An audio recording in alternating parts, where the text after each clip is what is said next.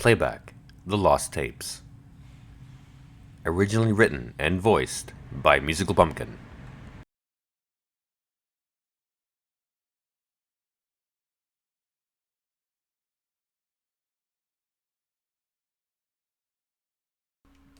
It happened around the early 2000s.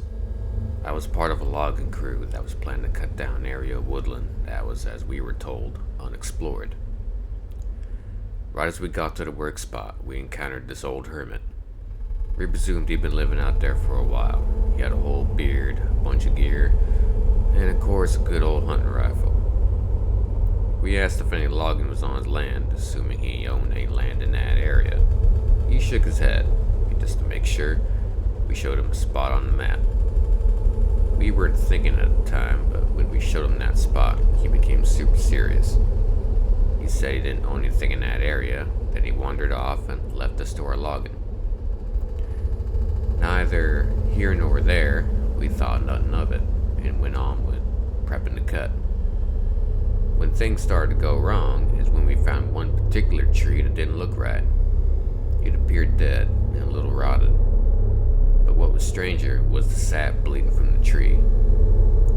It was the typical golden color, but smelled and tasted much sweeter than normal sap.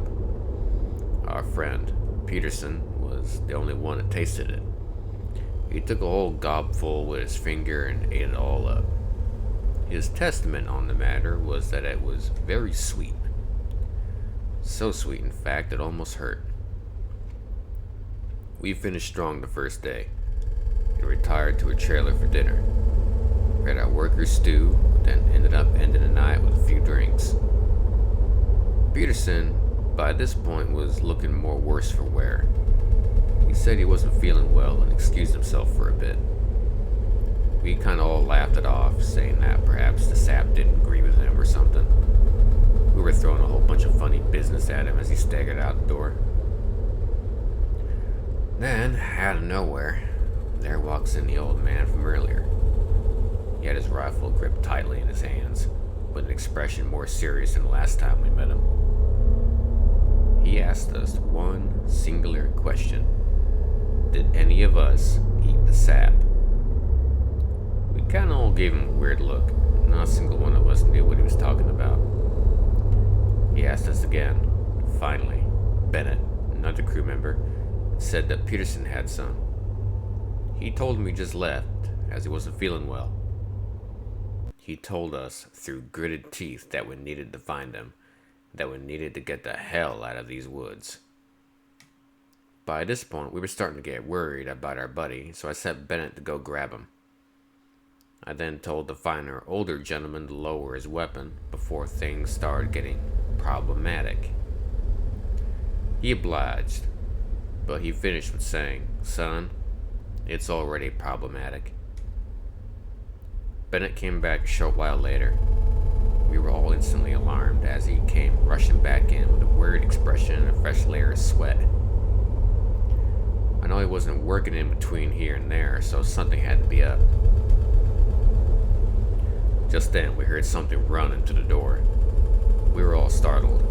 The old man swung around, stopping the trader's rifle on that door. Whatever was banging on didn't sound human. It sounded like an animal, but this sucker sounded pissed. Finally, the door came right down. In staggers in Peterson. But it wasn't him. He spoke no words, but let out pained groans and guttural growls. His eyes were a pale green, with this fluid that was leaking from his eyes, his nose, and God, I don't want to remember. The stuff that was coming out, it looked just like the sap. What burned me to the soul is that while his face spelled anger, I could see the panic in his eyes. Outside, he was out to kill us, but inside, he was screaming for help. The old man shouted at us to stay back and fired a shot into Peterson. He hit him, but it didn't seem to mean anything to him. He started walking towards us. The old man fired again, and once again, it did nothing. Finally, he fired one shot into his head, and we watched Peterson drop like a sack of potatoes. To say that we were all shooken up was an understatement. The inside of the trailer, once filled with jokes and well-worried men, was now a circus with a few freaked-out men, a dead body, and some old codger with a gun. It was so quiet in there you could hear your own blood flow. The old man turned to us. He said it was the sap. It kills everything else that tastes it, but when a human eats it, something happens to them. They change into some kind of wild monster. He told us that we needed to leave. He ushered us outside into the nearest vehicle. The old man opted to stay behind to ensure the proper disposal of Peterson's body. Once that engine turned over, we tore out of there like a deer with its ass on fire. We eventually ended up at a sheriff's station. We didn't know what to tell them. We told them a half-cocked story that for some reason one of our guys went crazy and some old man came and shot him. They checked on us and then sent a few deputies back to the worksite. We were waiting there until they returned. Safety was but a blanket, but we hadn't yet noticed that it had already been pulled. As the night went on, we had not yet heard back from the deputies. Bennett exclaimed he was feeling ill. I watched as he doubled over against the deputy's desk and collapsed. Two people, a deputy and one of our buddies, ran over to try and help, but he was just curled up in a ball, writhing in pain. He barely managed a single word through gritted teeth before he threw the deputy against the wall and our buddy's head through a glass pane. I called it there and tore down the hall. I chose a door and flew in, throwing the door closed behind me. It was a damn bathroom. I picked a stall and hid inside. By this point, I heard Bennett tearing the place apart, like looking for me. All I could do was sit on a toilet, cover my head, close my eyes, and pray. Whoever finds this damn taping recorder, I don't really know how this got here. It looks old, probably from the 70s, 80s. I'm not at the sheriff's station anymore. A lot happened since then. I'm still hiding. Good luck out there.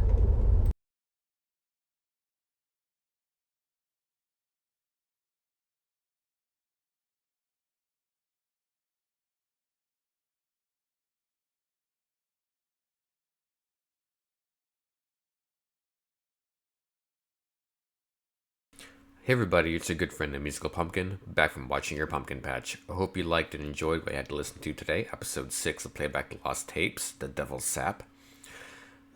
This is a re-upload to fix the volume and distortion. I feel like that was kind of like a theme that I could run with for a while, but this one kind of proved to me that it was not good. And so we're just going to give like the raw recording, which I think, is, I listened to it, I think it's pretty good. Just because I listened to the first one and thought it was good, but listening to it again for a second time after somebody told me it needs to be fixed, I listened to it and I was like, oh, that's not good. That's not good at all. And so this is a brand new recording. I hope you guys enjoyed.